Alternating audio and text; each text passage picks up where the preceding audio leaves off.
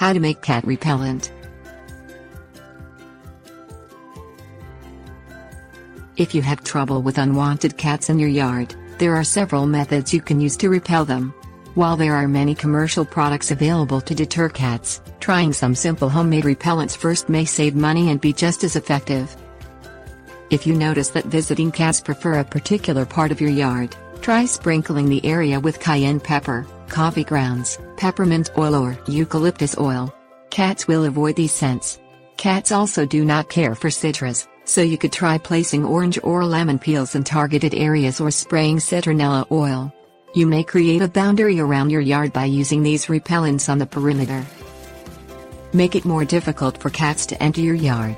Fence areas that are open, or string a wire a few inches above the top of fencing so that cats have difficulty walking along it. Try planting cat-deterring foliage, such as Coleus canina or rue.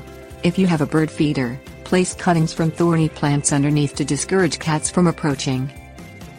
If home remedies do not prove effective, you can try commercial products. There are powders and sprays available, as well as ultrasonic alarms triggered by motion sensors. Tips warnings.